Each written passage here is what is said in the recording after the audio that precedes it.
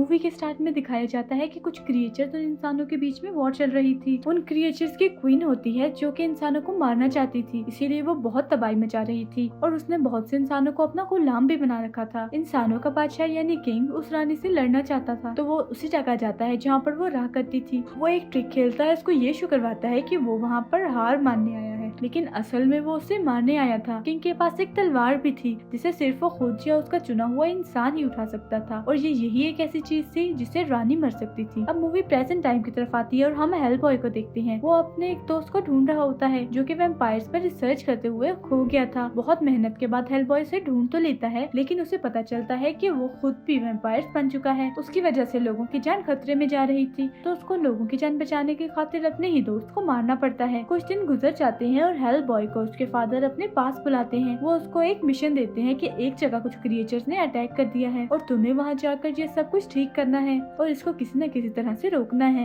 Hellboy इस country में जाता है तो उसे पता चलता है कि ये क्रिएचर इंसानों को खाते हैं। वो वहाँ पर एक क्लब में कुछ लोगों से मिलता है जिसमें एक लड़की भी होती है और वो उसको उसके पास्ट के बारे में बताने लगती है कि जब तुम पैदा हुए तब तुम नॉर्मल भी नहीं थे और तुम्हारे बारे में कहा जाता था कि जब तुम बड़े होगे तो तुम बहुत बुरे बन जाओगे और दुनिया को खत्म कर दोगे। तो प्रोफेसर जिनको तुम अपना डैड कहते हो वो तुम्हें मारना चाहते थे, लेकिन उन्होंने खुद पर कंट्रोल करके दुनिया की बातों को इग्नोर किया और फिर उन्होंने तुम्हें अच्छे तरीके से बड़ा किया और तुम्हारा ख्याल रखा। जिस सुनकर हेलबॉय काफी ज्यादा दुखी हो जाता है कि लोग उससे बुरा क्यों समझते थे। अगले सीन में हम देखते हैं कि जानवर की तरह दिखने वाला एक मॉन्स्टर कुछ लोगों को मारकर एक बॉक्स चुरा लेता है। उस बॉक्स में कुछ और नहीं बल्कि मॉन्स्टर्स की उसी रानी का सर था, और यहाँ पर हमें पता चलता है कि पास्ट में उस किंग ने उस रानी को मार दिया था और उसके टुकड़े कर दिए थे और उसका सर देखकर यहाँ लग रहा था कि जैसे वो अभी भी जिंदा हो। अब हेलबॉय जिस क्लब में आया था वो सब लोग हेलबॉय खुद एक जंगल में जाते हैं और ये दिखाया जाता है जैसे ये लोग उन्हीं आदमखोर क्रिएचर्स को मारने आए हों, लेकिन असल में क्लब वालों का प्लान हेलबॉय को यहाँ पर लाकर मारने का था। इनका लीडर हेलबॉय से कहता है कि हम कभी भी अपना मुल्क तुम्हारे हवाले नहीं करेंगे।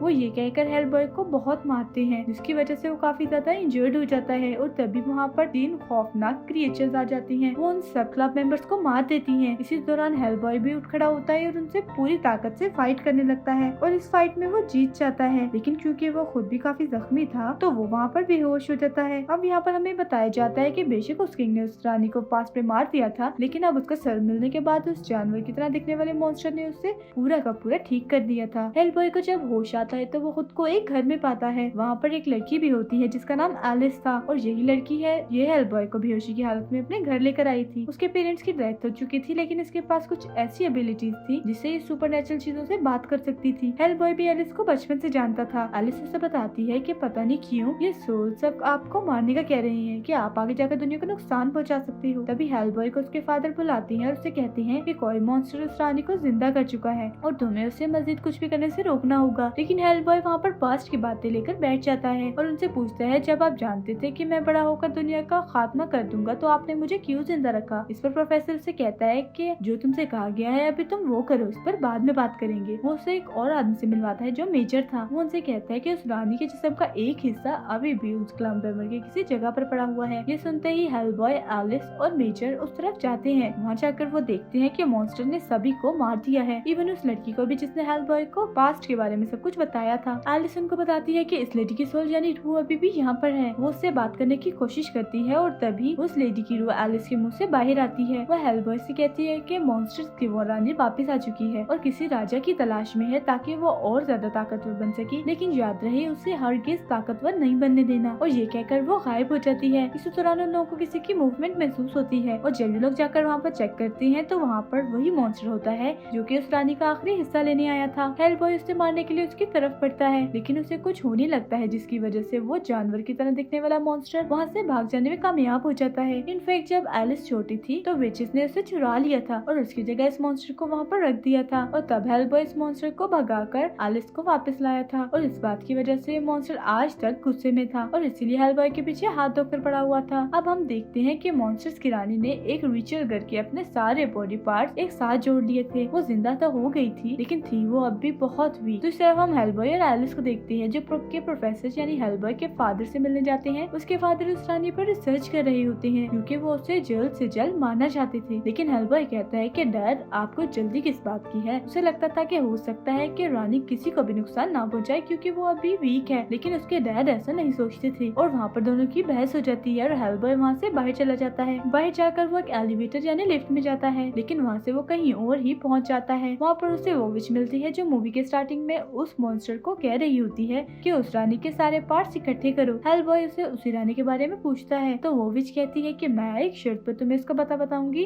कि इसके बदले में तुम्हारी आँख चाहिए। हेलबॉय कहता है कि चलो पहले बताओ तो वो है कहाँ पर। तो वो बताती है कि जिस जगह किंग ने उस रानी के टुकड़े किए थे तो उसका बहुत खून बह गया था और वहाँ पर उस जगह ने सारा का सारा खून ऑब्जर्व कर लिया था। क्योंकि वो रानी वीक है तो वो सबसे पहले उसी जगह पर जाएगी ताकि वहाँ से वो अपना खून वापस ले सके और दोबारा से स्ट्रॉन्ग हो सके। अब हेलबॉय यहाँ पर स्विच को चकमा देकर बाहर आ जाता है और फिर ये मेजर, एलिस और हेलबॉय तीनों उसी जगह की तरफ जाते हैं। अब ये सब लोग उस जगह के बहुत करीब होते हैं, लेकिन उस जगह से थोड़ी दूर ही उतर जाते हैं। वहाँ पर उस रानी की आर्मी यानी कि फौज पहले से ही थी, वो उन पर अटैक कर देती है। अब मेजर और एलिस उस फौज को रोकने लगते हैं और हेलबॉय उस रानी की तरफ जाता है ताकि वो उसे सारा खून एब्जॉर्ब करने से रोक सके, लेकिन यहाँ बहुत देर हो चुकी थी। रानी ऑलरेडी ही वो सारा खून एब्जॉर्ब कर चुकी थी। अब यहाँ पर हम देखते हैं कि रानी बहुत ज्यादा पावरफुल हो गई थी। रानी कहती है कि मैं तुम्हें एक और मौका देती, मैं जानती थी कि तुम मुझे ढूंढ रहे हो, लेकिन मैंने फिर भी तुम्हारी जान बख्शी। अब मैं तुम्हें फिर से कह रही हूँ कि हम एक साथ मिल जाते हैं और पूरी दुनिया पर रूल करेंगे, बस तुम्हें मेरा साथ देना होगा। लेकिन हेलबॉय से कहता है कि तुम मुझे खरीद नहीं सकती हो और उसकी ऑफर को ठुकरा देता है। रानी बहुत गुस्से में आ जाती है और एलिस पर जहरीला तीर मार देती है और यहाँ एलिस की तबीयत खराब होने लगती है। जाते जाते रानी हेलबॉय से कहती है कि मैं जरूर वापस आऊंगी क्योंकि मेरे अंदर एक डीमन है जिसे मैं जरूर बाहर निकालूंगी। यहाँ पर हम एक और विच को देखते हैं जो पहले इस रानी की दोस्त हुआ करती थी, लेकिन इन दोनों ने एक दूसरे को धोखा दिया और इनमें नफरतें आ गई। वो हेलबॉय के पास आती है और उसे बताती है कि एक ऐसा जादूगर है जो कि एलिस को बिल्कुल ठीक कर सकता है। ये जादूगर दरअसल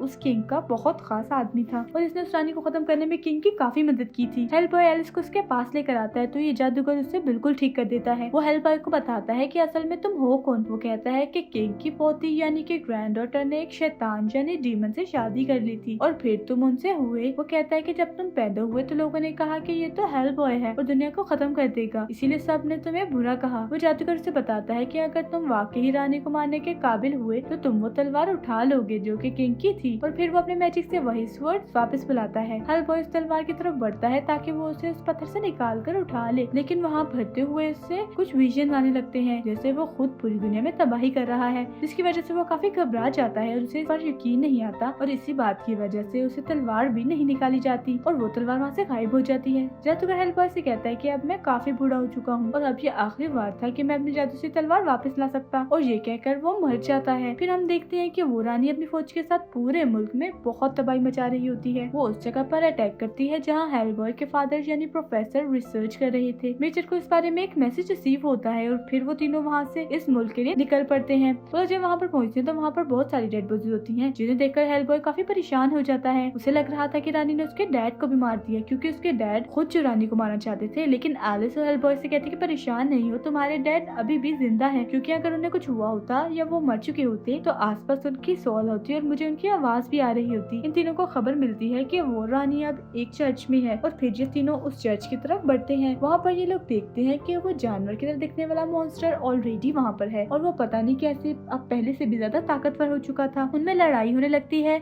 और वो मॉन्स्टर मेजर को बहुत बुरी तरह से जख्मी कर देता है और हेलबॉय के पीछे भी पड़ जाता है। फिर हम देखते हैं कि मॉन्स्टर के जख्मी करने की वजह से उस मेजर में काफी ज्यादा चेंजेस आने लगे थे। उसकी बॉडी में उसका जहर फैलता ही जा रहा था और वो बहुत अजीब फील करने लगा था। मेजर काफी अर्से से इस चीज का ख्याल रख रहा था कि अगर उसको कोई इन्फेक्ट कर दे तो वो उससे बच जाए। उससे बचने के लिए वो एंटीडोट भी ले रहा था, लेकिन आज वो ऐसा नहीं कर पाता और वो पूरी तरह से इन्फेक्टेड हो जाता है। इस वजह से आज वो एक बहुत ही बड़े वेयरवुल्फ में चेंज हो जाता है। अब वो और हेलबॉय मिलकर दोनों उस मॉन्स्टर का मुकाबला करने लगे थे। उन तीनों में बहुत ज्यादा फाइट होती है और जानवर की तरह दिखने वाला वो मॉन्स्टर हेलबॉय को मारने ही वाला होता है कि रानी उसे पीछे से रोक लेती है। रानी उस मॉन्स्टर को ही मार देती है और हेलबॉय को दूर जाके फेंकती है। वो जगह उसी किंग का कमरा था और वहाँ पर वो स्वर्ड्स भी होती है। रानी उसे कहती है कि तलवार निकाल लो और यहाँ पर हमें पता चलता है कि हेलबॉय की वो तलवार निकाल लेता है तो वो वाकई में बहुत पावरफुल हो जाएगा और हो सकता है कि वो पूरी दुनिया को तबाह भी कर दे। रानी को इस बात का पता था, इसलिए वो उसे फोर्स करती है कि तुम तलवार निकालो और फिर हम दोनों इस दुनिया पर रूल करेंगे। लेकिन हेलबॉय यहाँ पर भी मना कर देता है। रानी यहाँ पर एक साजिश चलती है और हेलबॉय के फादर यानी प्रोफेसर को वहाँ पर लेकर आती है। हेलबॉय के नाम मारने पर उन्हें इसकी आंखों के सामने मार देती है। हेलबॉय को यहाँ पर बहुत गुस्सा आता है। वो रानी को मारना चाहता था, किसी भी तरह वो गुस्से से वो स्वर्ड बाहर निकालता है और अब वो यहाँ पर बहुत पावरफुल हो गया था। उसके सर पर जो निशान थे अब वो बड़े बड़े सींगों में बदल गए थे। उसकी तलवार पर आग लग जाती है और वो बहुत ज्यादा ताकतवर हो चुका है। अब वो वैसे ही दिख रहा था जैसे वो खुद को अपने विजन में देखा करता था। जब हेलबॉय अपनी पावर्स में आता है तो ऊपर से हेल का दरवाजा भी खुल जाता है और हेल यानी जहन्नुम में जितने भी क्रिएचर्स थे वो सारे के सारे जमीन पर आ जाते हैं और तबाही मचाने लगते हैं। जब रानी ये देखती है कि हेलबॉय कितना पावरफुल हो चुका है तो वो कहती है कि मैं इसी को अपना राजा बनाऊंगी, क्योंकि हम जानते हैं कि उसका पर्पस दुनिया में राज ही तो करना था। हेलबॉय का माइंड भी यहाँ पर उसके कंट्रोल में नहीं था क्योंकि उस पर बुराई हावी हुई थी। लेकिन तभी एलिस उसके फादर यानी प्रोफेसर की सोल को वहाँ पर ले आती है और उसका फादर उसे पीछे से आवाज देता है। वो उसे कहता है कि बेटा ये तुम्हारे बस में है, अगर आज तुम चाहो तो दुनिया को बचा भी सकते हो और उसे तबाह भी कर सकते हो। अपने फादर की आवाज सुनकर हेलबॉय को सोच में पड़ जाता है और फिर एक जोरदार चीख के साथ वो जहन्नुम का दरवाजा खोल देता है और उस रानी का सर भी काट देता है और बाकी सब क्रिएचर भी जो हेल से आए थे रानी के साथ हेल में ही रह जाते हैं और हेलबॉय फिर हेल का दरवाजा बंद कर देता है। और यहाँ पर मूवी की हैप्पी एंडिंग हो जाती है क्योंकि हेलबॉय ने दुनिया को तबाह करने के बजाय दुनिया को बचा लिया था और इसी के साथ ये मूवी भी एंड हो जाती है। Thank you for watching.